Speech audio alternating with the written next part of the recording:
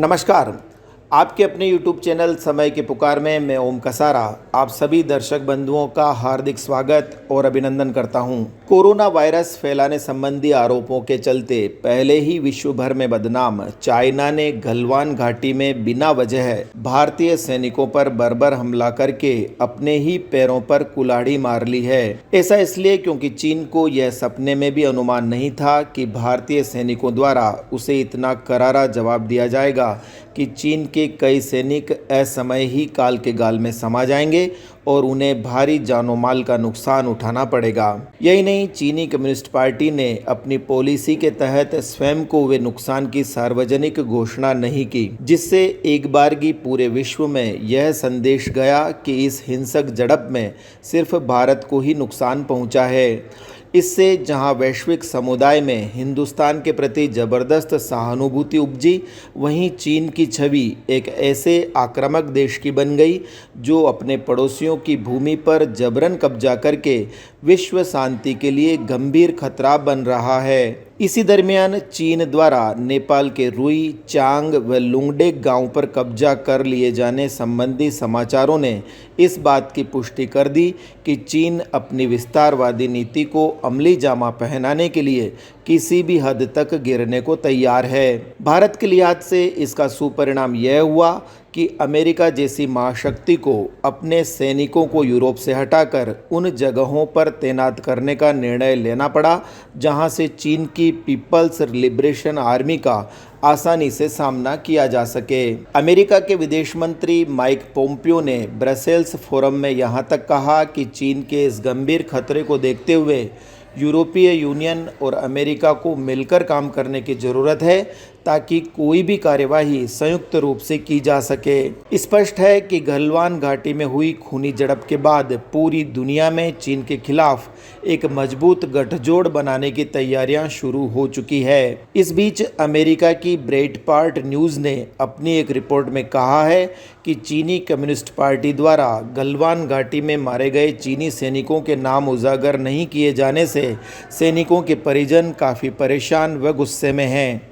अपने गुस्से का इजहार करने के लिए चीन की सोशल मीडिया साइट्स वीबो का भरपूर इस्तेमाल किया जा रहा है और चीनी सरकार अपनों का ही गुस्सा शांत नहीं कर पा रही है। इतना ही नहीं, गलवान घाटी में चीन द्वारा की गई हरकत का खामियाजा उसे सिर्फ सैन्य, राजनीतिक और कूटनीतिक स्तर पर ही नहीं उठाना पड़ रहा है, अपितु आर्थिक रूप से भी उसे भारी नुकसान होने की प्रबल संभावनाएं हैं। जहां तक भारत का सवाल है, गलवान घाटी में 20 सैनिकों की शहादत के बाद संपूर्ण हिंदुस्तान में राष्ट्रवाद का ऐसा ज्वार आया कि अधिकांश हिंदुस्तानी अब पाकिस्तान को नहीं अपितु चीन को अपना नंबर 1 शत्रु मानने लगे हैं, जिसके चलते चीनी वस्तुओं के बहिष्कार का मामला अब आहिस्ता आहिस्ता एक जन आंदोलन बनने लगा है। देश के कई राज्यों ने अपनी बड़ी बड़ी योजनाओं से चीन को पूर्ण रूपेण बाहर निकाल फेंका है।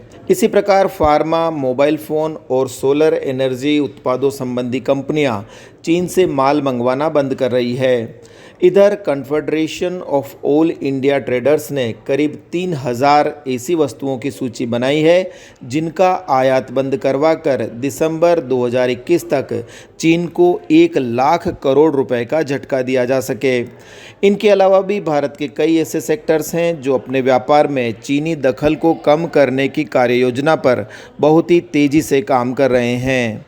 लिहाजा यह मानने में कोई संशय नहीं है कि गलवान घाटी में किए दुष्कृत्य के पश्चात 1 अरब से भी अधिक लोगों का विशाल भारतीय बाजार अब चीन के हाथों से फिसल रहा है। उधर दुनिया की फैक्ट्री बन चुके चीन का विकल्प तलाशने का कार्य वैश्विक स्तर पर भी जारी है।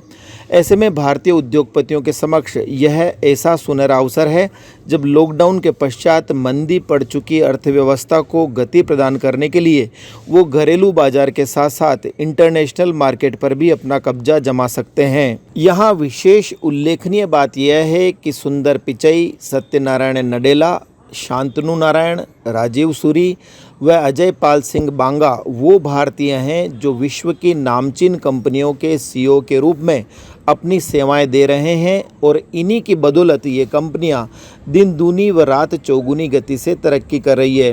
तो ऐसे में सवाल ये उठता है कि क्या हम भारतीय सिर्फ दूसरों के लिए ही काम करते रहेंगे या खुद का ही कोई व्यवसाय खोलकर लाखों लोगों को रोजगार देने के साथ साथ भारत को आत्मनिर्भर बनाने के प्रयास भी करेंगे। निश्चित रूप से यह असंभव नहीं है, बस आवश्यकता है तो भारत के सुस्त प्रशासन को दुरुस्त करने की, रोड्स, ट्रांसपोर्टेशन व एजुकेशन सेक्टर में तेज़ी से विकास करने की, skilled labour programs school level से ही शुरू करने की, चीन की ही तरह लॉन्ग टर्म प्लानिंग करने की। इन प्लानिंग पर अमल करने का कार्य प्रत्येक सरकार में जारी रहे, चाहे वो सरकार किसी भी दल की क्यों न हो। साथ ही प्रत्येक पॉलिटिकल पार्टी अपने स्वार्थ से ऊपर उठकर सिर्फ देश के लिए ही सोचे और देश हित को सर्वोपरि मानकर ही अपना कार्य करे। तो बस इस बुलेटिन में आज इतना ही। यदि आपको पसंद आया हो तो इसे शेयर अवश्य करें और आपके अपने यूट्यूब चैनल समय की पुकार को सब्सक्राइब करना ना भूलें। धन्यवाद। जय हिंद, जय भारत।